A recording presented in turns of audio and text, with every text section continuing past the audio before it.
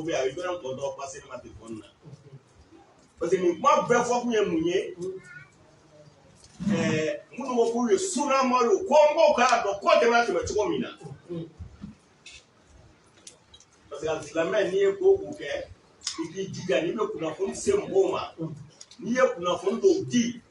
Punafoni Fangele, me a boy and a decision or an Apotra, which I mean, you go deep Congo, you will have I'm saying you go Nisha Marani, me and Dinga from your ina. No shaka metijani. Parce que only a father with jela no shows my marana there out young and yemoi. Cheru mas or kunu akone ma ko shiru madante a catibomako. Apunte and fena debomako.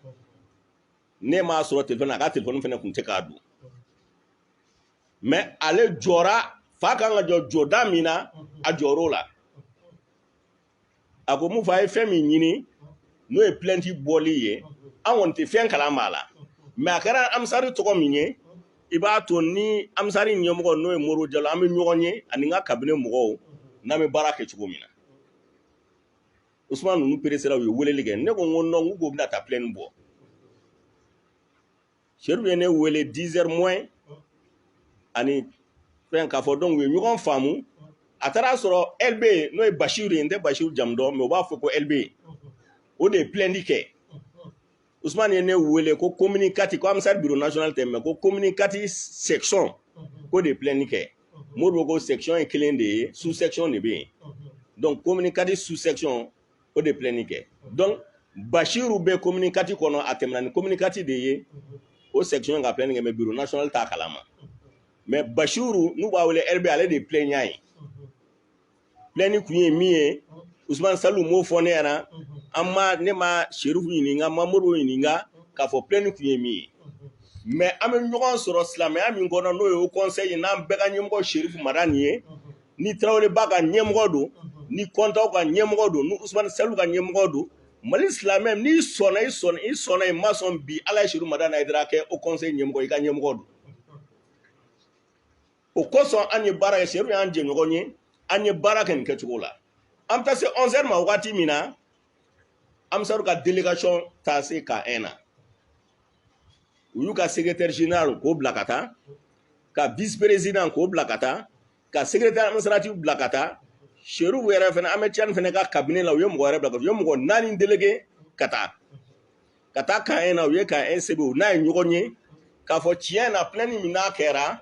tera baka comme plein de am saru uluta kalama ulu am saru bureau national uya yinu ka karamogo yu manate kana fo pour que ka plenty imbo mais ma me plenty don amolu nyininga me ko tonne ndo utse ka fo ku ka tonne te Bashir ya amsar do tonne do mais plenty ke na re ka volonté mais comme plenty gara na amsar to ye olu de amsar nyemgo ye u ka karamogo fena yu nyamaria ka fo ka ta plein bo donc unana yu ka plein bo wa soro wi Traoré ba soro ye Traoré baga audition kumbe ka ta wakati commandant kuma no CBE ka fo bo vraiment na on na kay plein di bora tribunal de la communicat pour le fait ka c'est ama mais nyaw ka kuma kanta mala su uma Bashiru kanga na 14e comme ale de plein nya fene ye me kuma na sama o fene ba o ka kuma yi fo waji Bashiru ka a confirmer parce que de plein nya mais comme on na ka kwa plein di bo o koson ago ka Traoré ba fene mi ko ka lablali ke dina ni fen koson ango bon mais ti c'est vraiment programmement mais femi ye ku labla kataso menga nyamaradi depuis 11h afra Traoré ba lablali no o mais femi ye ko projet katase fo 13h ma o question Traoré ba nunu era ubo kalama muna amabo so ya ira ko jama ni fembe na fara luka boka jama to ko gela bala doni donc ani jabi fene kumbe o kuma audition mata folo donc kube konoli ni fenga we ko traîner katase midi ni fema midi wakati Ousmane Salou ene wele akwal be kuma bla folo ne ko ama ngonno ngonu ntara progrès fe FMF comment na fe u yuga plein retiré ko fema fe ngonno utara u plein retiré ale ko la ko no ko plani bora tribunal de la kana ngo Ousmane Imane fone i ko ne madame de la kube ka ende la ngo mais n'a fora n'a be progrès fe amna ka to kuna fone be se progrès ma parce que commandant yu ka disposition ta ko kabe kuna fuse mais ko plaignant no e Bachir ye o kangana pour confirmer parce que de planique al na amsari ka plani retirer amsar to ko min bala o be ko nogoya mais faut Bachir yɛrɛ kana ka confirmer parce que ale de personne morale ye physique ye min passera tomber mais maa min yɛrɛ bɛ plainte kɔfɛ o ye Bachir ye 14h tracasation na Bachir ma se ka don ye k'a da kan sunamɔgɔw n'u ka jamaw tun kɛn bɛ ka yɔrɔ minɛ cogo min na a ma se ka taa ka bɛn 14h ma mais instruction dira procureur informera u y'u labila u ka taa so ni ne kunu réalité tiɲɛ ye mais an y'a ye labilali kɔfɛ u taara ɲɔgɔn sɔrɔ mudada la kuma wɛrɛw taara fɔ a n'an ye maa wɛrɛw ye diinɛ n'u bɛ conseil kɔnɔ olu taara kuma wɛrɛw fɔ an t'an bila maa jaabili la mais u kumana fɛn kan u tɛ fɛn min ɲɛdɔn u ye ko in yɛlɛma ka taa kɛ au conseil ko ye ma se ka kuma au conseil tɔgɔ la bi i sɔnna i ma sɔn au conseil président ni Cheikh Ousmane Manuel Aidara maa si se ka au conseil engagé ni Cheikh ma engagé tribunal obligera a y'u wele 10h Taye Traoré b'a wele LB taara Jabi taara ka taa u lamɛn parce que n'i ye plainte donna procureur de fɛ yen n'i ko k'i ye plainte bɔ tiɲɛ don Amsari ye plainte kɛ k'a fɔ k'u ye plainte bɔ Bachir kan ka na ni plaignant kan ka na procédure tɛmɛna cogo min na k'a f'u ye n'i y'a ye procédure jɔra maa dɔ de plainte ka aw kan sisan a ko k'a ye plainte bɔ u nana u y'a lamɛn olu Traoré ba tun bɛ Jabi tun bɛ yen au conseil premier vice président yɛrɛ kɔntaw dar'u kan ka taa u fɛnɛ tun bɛ yen procureur y'a yir'u la ye komi plaignant nana k'a ye plainte bɔ i y'a faamu donc o bɛ ko in nɔgɔya plainte min bɔra fɛnɛ wajibi don kan aw kan ka wele ka na k'a fɔ aw ye ko tɛmɛna cogo min na maa min ye wele o bɛ na e min fɛnɛ welela i bɛ na a y'a ka plainte bɔ a k'i wele kun min kama LB ye ɲɛfɔli k'u ye tiɲɛ yɛrɛ ye min ye Jabi ye neni kɛ dɛ a ye Amsar neni a ye Sidibikɛ neni preuve bɛɛ lajɛlen bɛ yen o sabatiyara dɛ parce que a kana tɛ i n'a fɔ LB min taara kɛ a y'a kɛ ale ye Amsar de ye Sidibikɛ ka kalanden de don Sidibikɛ kɔni ko a yafara a mɛnna a ye kutuba ni fɛnw kɛ k'a fɔ a yafara mais kalanden fɛnɛ droit dɔ de b'a bolo a fɛnɛ y'a ka fɛn dɔ de taama a karamɔgɔ nenina u ka tɔn nenina o de y'a bila a ye baara kɛ a y'a ɲɛfɔ procureur fɛnɛ ɲɛna procureur fɛnɛ y'a sɛbɛntiya ko tiɲɛ yɛrɛ la Jabi ko k'a bɛ kuma a ko Jabi kuma t'e bolo parce que tiɲɛ yɛrɛ la e ka kuma n y'a lamɛn dalu bɛɛ bɛ ye neni kɛ kuma fɛn fɛn fɔra k'i y'a fɔ preuve bɛɛ bɛ yen a video bɛ yen a audio bɛ yen i ye kuma in fɔ e ka kuma tiɲɛ na i ye fɛn in kɛ a kɛcogo la donc a tɛ n'a fɔ ko LB k'a taara bi u kan ka fɔ alimami don dɔrɔn ka taa bi a kan k'a minɛ mais laɲini ye min ye ko dɔ de kɛra mais comme Cheikh Ousmane Aidara ani leader parce que n'i y'a ye leader bɛ nin kɛ bi leader de ye Cherif se au conseil la Cherif de y'anw ka ɲɛmɔgɔ ye Cherif tun bɛ au conseil la koyi mais ka na kɛ au conseil ɲɛmaa ye leader de ani leader fara ɲɔgɔn kan o baara kɛ an ni mudata kelen mɔgɔ ninnu ani au conseil bureau sortant de an jɛra ka baara in kɛ ɲɔgɔn fɛ o de y'a to kuma in fɔra fana an y'a ɲini ne yɛrɛ ko Ousmane ma n'i y'a ye ne wele i bɛ ne wele parce que an bɛ jɛ kɔnɔ au conseil baara la donc o kosɔn an ye ko ɲini ka nɔgɔya anw fana ka otage sɔrɔ ka Cheikh Ahmad Tidiane wele ka Amsar wele parce que an b'a dɔn Sidibikɛ yɛrɛ ka laɲini tɛ a furadama ni maa ye nin ɲɛ ta to Ala ma mais nin yɔrɔ in na an bɛ an denkɛ fɔ n'o ye Tijani ye ne y'a wele ne ye leader maa de ye Amsar président fɛnɛ n y'a wele ne ye leader maa de ye ne tɛ Amsar la mais n ye leader maa ye n ye Sidibikɛ jɛɲɔgɔn ye u ye lamɛnni kɛ an y'a dɔn Cheikh Ahmad Tidiane a fa y'a bila sira min kan a y'i sen da a sendanɔ de la parce que a fa jɛɲɔgɔn de y'anw ye o kɔsɔn a y'an bonya fa ka hakilina min ye fɛnɛ a y'o faamu ka baara kɛ n'u ye Amsar ɲɛmɔgɔ fɛnɛ y'o faamu u taar'u ka plainte bɔ donc o b'a yira a bɛ wajibiya anw kan Amsar tɛ fitinɛtɔn ye groupement silimɛ esprit min ka fɛnɛ k'a u ye baara kɛ n'u ye maa bonya ka ko to ɲɔgɔn t'a la u y'an bonya plainte bɔra n'o nin de kosɔn fɛnɛ dossier in classera k'u labila mais kuma yɔrɔ min bɛ k'a fɔ jama farala ɲɔgɔn kan jama ka pression de kɛ k'a fɔ k'i bɛ fanga bagabaga olu ye kuma yɔrɔw ye quoi an kana don kɔnɔ demande n'a farala ɲɔgɔn ka taa au conseil la ni ko dɔ nana ani ɲɔgɔn cɛ Ousmane bɔra ni sira min ye parce que a dɔn an bɛ ɲɔgɔn de fɛ baara dɔ la baara in dilanna n'o sira fɛnɛ de ye Ousmane Salou b'a kalama premier vice-président Ibrahim Konta u b'a kalama Traoré b'a yɛrɛ n'o ye Mama Traoré u yɛrɛ b'a kalama baara in tɛmɛna tɛmɛ cogo min na mais an y'a ye maa wɛrɛw taara don kuma la cogo min na k'u bɛ kuma ye polémique nati kuma la ka ko kɛ ko wɛrɛ ye o man ɲi ko in fɛnɛ dara yɛlɛma k'a kɛ k'u b'a kɛ sunako ye n y'a fɔ Ousmane ye n ko n'a ye ko in kɛ ko sunako ye a y'a dɔn Amsar ani Seru Mana Haidara fɛnɛ bɛ jɛkulu dɔ la n'o ye leader ye ani kɔlɔsijugu Amsar t'a kelen na dɛ an bɛɛ n'u bɛ jɛ kelen na aw kana miiri o la k'a fɔ aw ni Amsar dɔrɔn de bɛ ɲɔgɔn na walima aw ni Seru Amara dɔrɔn de bɛ ɲɔgɔn na an ka ko in to a minɛn kɔnɔ a ka to o conseil minɛn kɔnɔ an bɛɛ bɛ ɲɔgɔn sɔrɔ o kɔnɔ an ka ko in régler o cadre kɔnɔna la an bɛɛ ka hɛrɛ de b'o la mais n'a ye ko kɛ tendance ko ye a b'a sɔrɔ fɛnɛ leader fɛnɛ bɛ yen donc an fɛnɛ ye jamatigi ye ni jamako don bɛɛ b'a dɔn min ye jamatigi o dɔnnen don quoi an kana taa ni ko ye silamɛya ka kelenya kosɔn a n'a ka bɛn kosɔn an ye ɲɔgɔn sɔrɔ o conseil min na Sirifika kɛlen conseil président san 2 ni dɔɔni baara o baara kɛra conseil kɔnɔ an jɛra k'a bɛɛ kɛ ɲɔgɔn fɛ a bɛɛ kɛra hɛrɛ de ye ni ko ma kelen ni min nana n'o kɛra degun ye an k'o ɲɛnabɔ so kɔnɔ an kana essayer ka taa kɛ ko wɛrɛ ye k'o tɛ kɛ ko wɛrɛ ye k'o kɛ problème wɛrɛ ye n'an y'a kɛ tendance ko ye o tɛ hɛrɛ ye jamana ma quoi an ka président n'o Seru Mana Haidara a bɛ hɛrɛ de ɲini jamana ye a furadama b'a fɔ an ka basigi ni hakilisigi de ɲini an ka don da kelen fɛ an bɛ ka o conseil gérer n'o hakilila de ye an bɛ sabali fɛn caman kan o ye de an ka parce que e se k'a fɔ k'aw ka faamuya cogo ye maa ka fisa maa ye maa kan ka ko to maa ta la maa ka bon maa ye ka tila tuguni ka tila ka taa kɛ k'a fɔ k'i bɛ opposer mɔgɔw la k'i tɛ sabali kow kan donc o ye i k'i ka fɛn sigi base ni principe min kan o n'o tɛ ɲɔgɔn ta mais fɛn min ye nɛni min fɛnɛ ye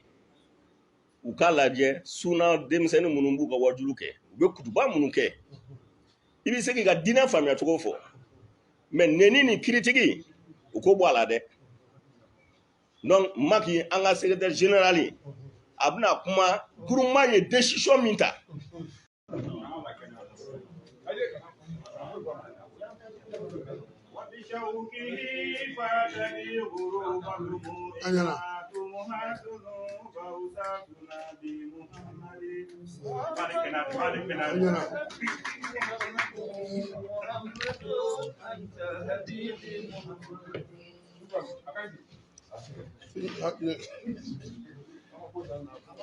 بسم الله الرحمن الرحيم والصلاة والسلام على رسول الله أمي على فو أمي على بركة جمعنا على كاباسيتي جمعنا على كأكل سما على كأندو دكلفة على كأمو دكلفة ماما باي نيكي بفتنة هني كأني شاما على كأبيرك جمعنا يمي كونو غواني دكومي غنابي جوجو بانغا كورو أنيتلبي maa minnu bɛ k'u profiter an yɛrɛw fana na k'a fɔ k'u bɛ silamɛw ko don ɲɔgɔn ma ka fitinɛ wuli u kunkolo t'i ye u bolo bɛ dibi la yarabi an ma ala k'a du yɛrɛw da kɔnɔ ala k'a du yɛrɛw da kɔnɔ président Thiam y'a fɔ an bɛna kuma o kuma kɛ nin kɛnɛ kan nin ye leader ka kɛnɛ ye o de y'a to leader tɔn association ɲɛmɔgɔw an y'u wele k'u ka na tɔn kumabaw de bɛ leader kɔnɔ minnu bɛ kundila kelen ni yeta kelen na jamana taabolo ani silamɛya faamuya cogoya la grande association minnu bɛ leader kɔnɔ Ansardini y'o dɔ ye ni ijima b'a la coordination b'a la surafa b'a la tijaniyaw n'o ye confination b'a la kadiriyaw b'a la siyaw b'a la mɔgɔ wɛrɛw b'a la mɔgɔ wɛrɛw b'a la mɔgɔ wɛrɛw b'a la donc o kelen kelen fɛn fɛn ni problème nan'o na o ye leader ka problème ye donc o la kunungo mun fa ye résumé kɛ kunungo ko tɛmɛna cogo min a bɛɛ ti fɔ mais min bɛ se ka fɔ a y'o fɔ président Thiam y'a fɔ an bɛna kuma o kuma kɛ an b'a kɛ parce que kunungo an ka ɲɛmɔgɔ n'o ye Seru Mana Haidara ye a bɔlen ko in kalama su fɛ a kumana o kuma a ye ji kɛ tasuma na ka ko basigi ka ko dilan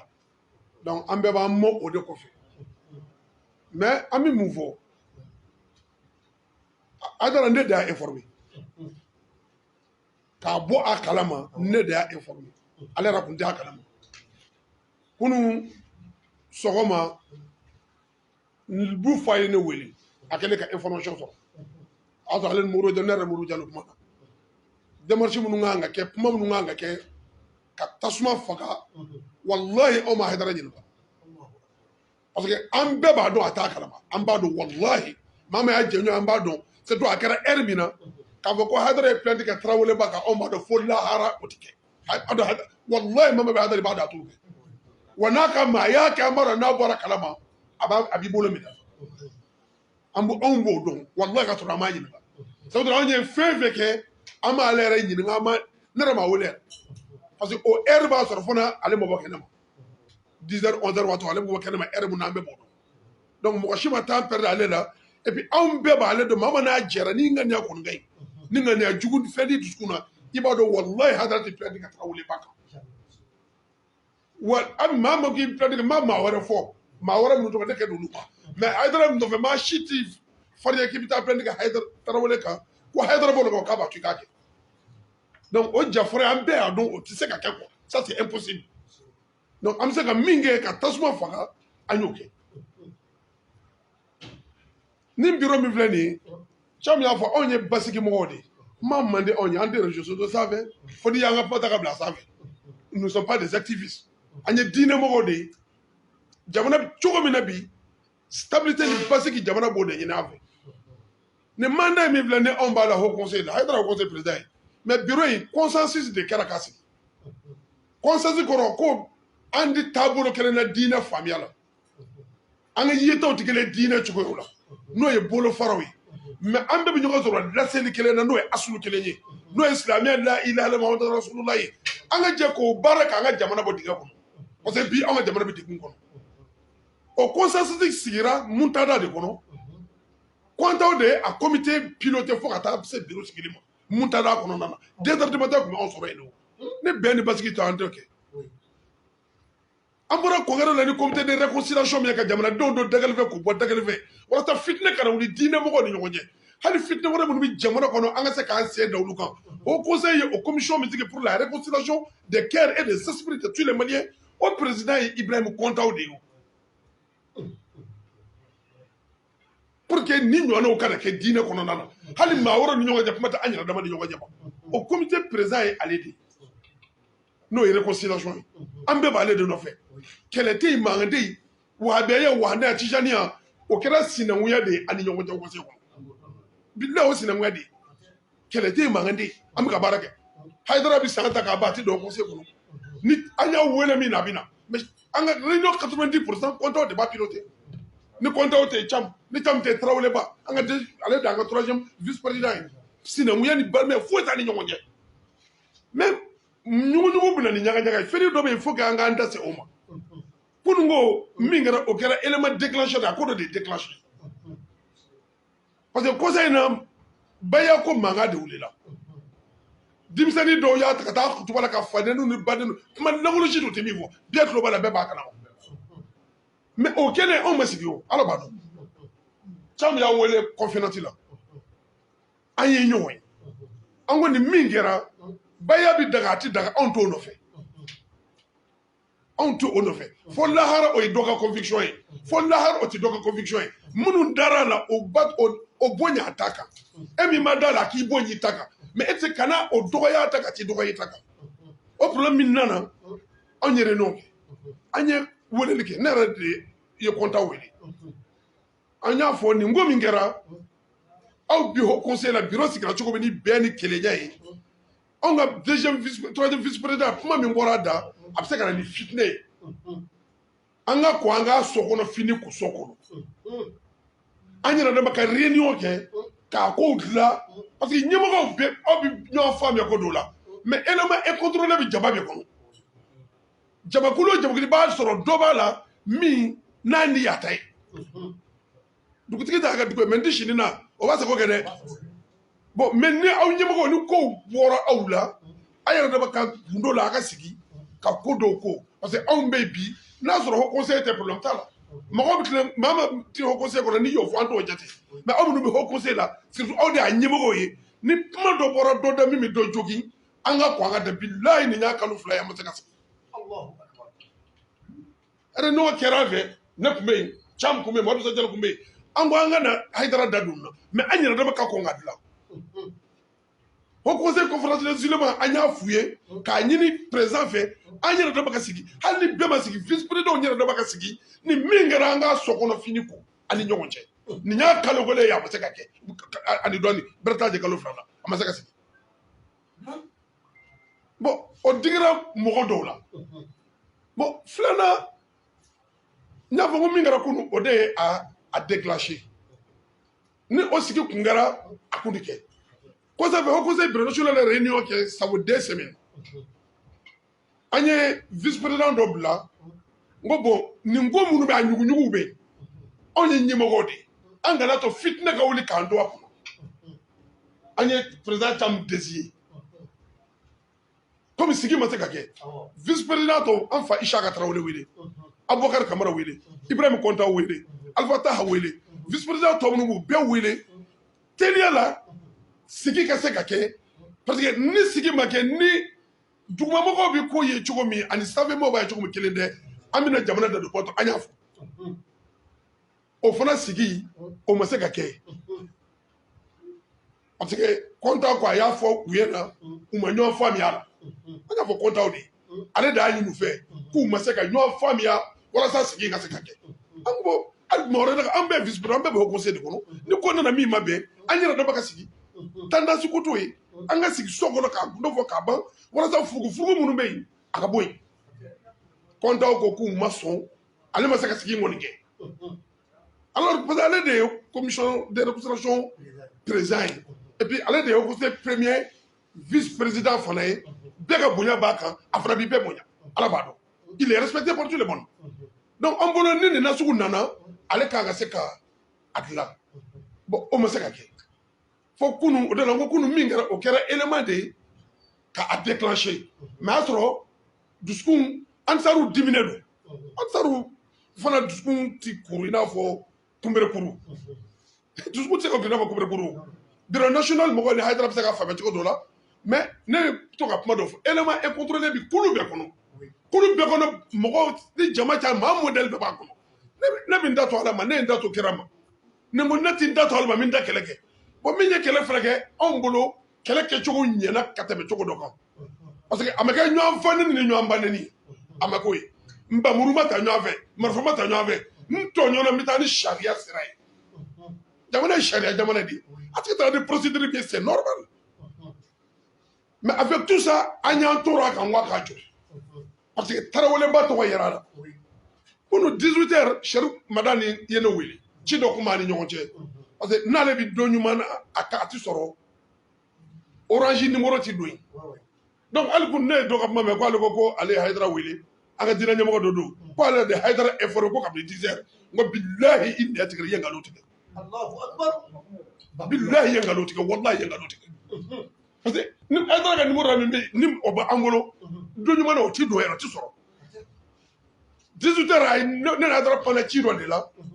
a lafiyalen kuma fɔra ko ba min kɛ ne yɛrɛ y'a dɔn a ti foyi ne ma fɛn fɔ a ye parce que o y'a sɔrɔ anw ye fɛn bɛɛ kɛ aw ma ale ɲininka ne k'a ma ko min bɛ dugu kɔnɔ k'i b'a kalama wa a ko mun an ko problème min bɛ dugu kɔnɔ k'e t'o kalama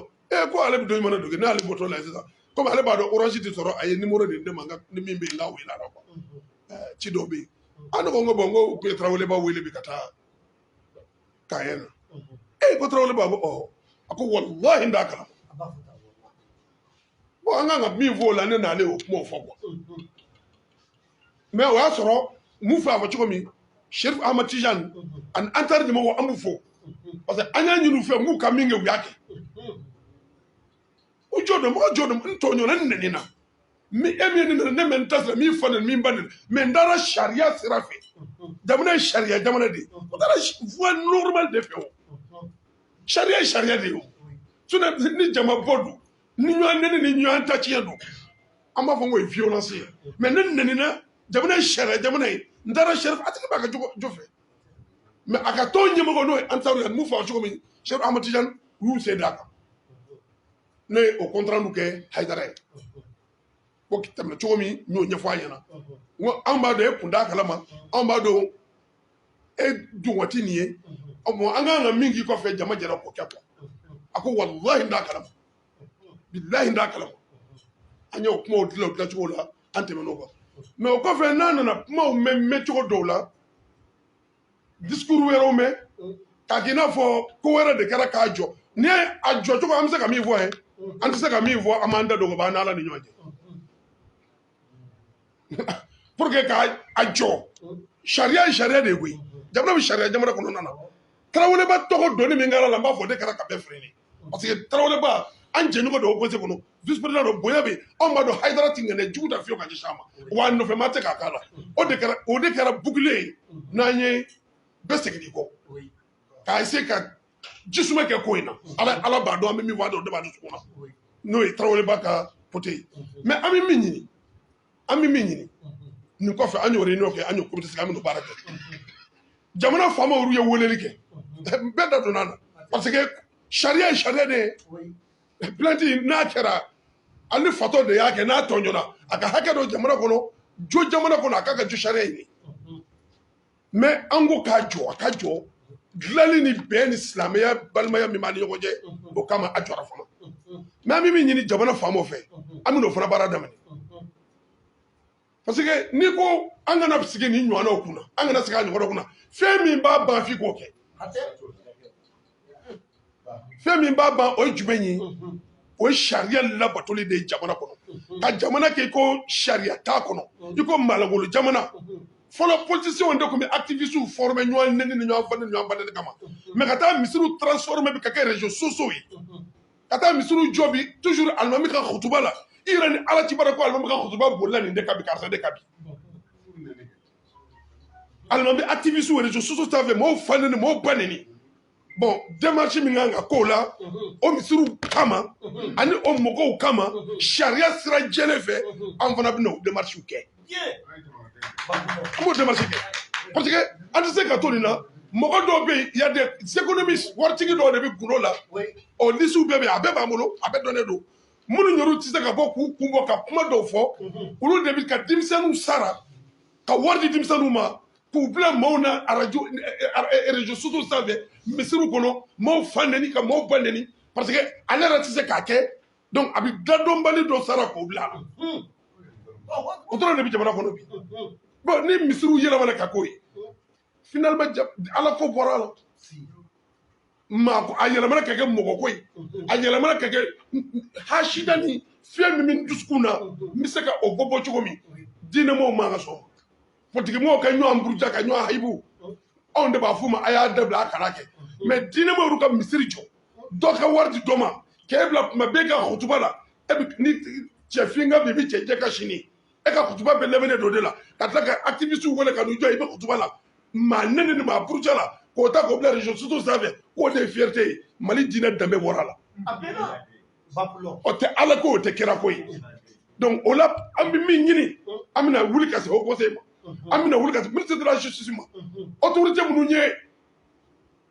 baara kɛ bɛɛ de jɛra ka nin baara kɛ pour que kɛ ka nin an bɔ nin fitinɛ kɔnɔ donc o la an bɛ ɲini autorités ka jɔ u jɔyɔrɔ la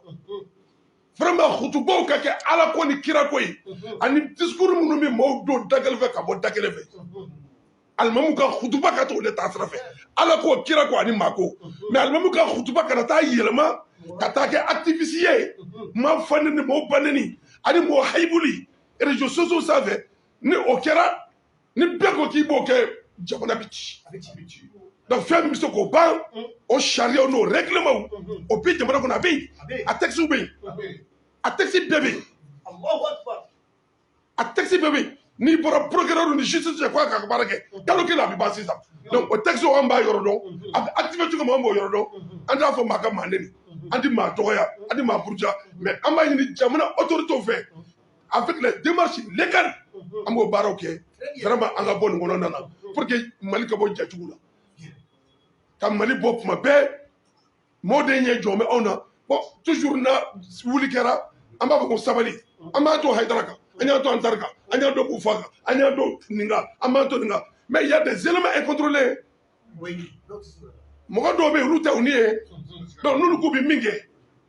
e tɛ se k'o fana bali donc toujours an bɛ to pompier ya la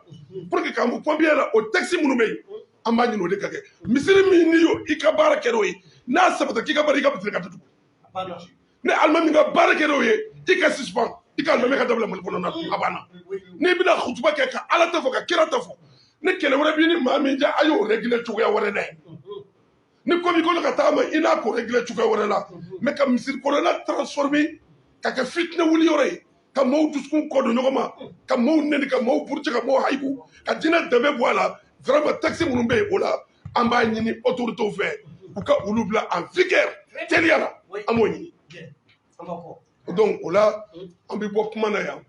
u démarche kan ka kɛ cogo min fana sisan o baara bɛ daminɛ donc o la ko tɛmɛna tɛmɛ cogo minnu na o de ye nin an b'a ɲini toujours nin tɛ foyi tiɲɛ silamɛw ka bɛn na ɲɛbɔ ko ninnu kɛ ka se sisan ma baya ko kɛ sisan Hayidara ni Tarawele ba ye ɲɔgɔn ye wallahi foyi t'u ɲɔgɔn ye u ye ɲɔgɔn ye a ko tɛ k'a teliya kɛrɛ ko tɛ na an bɛ kun ɲɔgɔn kan u y'a kɛ tulonkɛ yɛrɛ k'a kɛ sinankunya yɛrɛ ye an b'o de fɔ foyi t'u ni ɲɔgɔn ye rien CCB la donc mais kɔmɔ minnu bɛ yen ni sigi ka kuma yɛrɛ yɛrɛw ma kɛ ka ko dilan bɛɛ kɛmɛ dɔ bɛ k'i ka wulujugu don so kɔnɔ ka da tugu a da la e bɛ k'i ta bɔ ka ne kin ni bɛɛ y'a ta bɔ ka bila ɲɔgɔn na jamana b'a yɛrɛ ɲin'a la dɛ donc o la an tɛ Ala deli Mali ka s'o ma bi Mali bɛ degun kɔnɔ Mali bɛ crise kɔnɔ diinɛ ɲɛmɔgɔ de ye Mali ɲɛ jɔyɔrɔ ye wa o bɛ yen dɛ foyi tɛ se k'o tiɲɛ foyi tɛ se k'o tiɲɛ donc o la mais maa ni minnu bɛ dugu ma k'u bɛ tulo kɛ tasuma na ka sabara bɔ mɔgɔw sen kɔrɔ ka jamana déstabiliser ni diinɛ tɔgɔ ye an b'a fɔ k'u ka sabali k'u tɛ se ka kɛ nka fɛn min bɛ se ka kɛ o ye sariyaw labatoli ye fɛn minnu kɛra an ka yafa ɲɔgɔn ma o datugu o de ye nin ye mais joli tɛ furakɛ nɛ kan ko minnu kan ka kɛ parce que maa basi ka baara t'o ye i bɛ maa ma ye maa nɛni ni maa dɔgɔya la kutubaw ni réseaux sociaux sanfɛ maaninw don maaninw de maabaw tɛ u dun dɔnnen don wo a bɛ se ka jɔ ni sira min o siraw fana dɔnnen don autorité ka jɔ a jɔyɔrɔ la autorité ka jɔ a jɔyɔrɔ la an kun bɛ min fɔ ka d'a kan groupement tɔgɔ la fɔlɔ yanni an bɛna meeting assemblée générale kɛ région bɛɛ bɛna min na an bɛn'o labɛn tile fila n'a bɛ yanni o cɛ o fana wele bila se aw ma yanni o cɛ comité min sigira comité b'a ka baaraw kɛ ala ka bɛn na jamana kɔnɔ ala ka teliya na wa haut conseil fana balimaya ni sinja min bɛ yen nin tɛ foyi tiɲɛ na ani ɲɔgɔn cɛ ka taa parce que Tarawele an ka vice président don an bɔra kalima ko ale don o de ye mɔgɔw fana mobiliser ale Tarawele Muhamadu Tarawele kama o de ye mɔgɔw mobiliser pour que ka ko in fitness sa ka sariya jafuta tɛgɛ sariya tɛgɛ jafuta tuma min na de mais ala ka an kisi a ɲɔgɔnna wɛrɛ ma mais pour que an kisi a ma o tɛ ɲɛ min kɔ f'an ka to taa sira fɛ ala ka jamana basigi assalamu alaikum wa rahmatullahi ay sabali am na kuma laban di mɔgɔ min sajalo ma ka dugawu kɛ inshallah e b'a kulo tida bana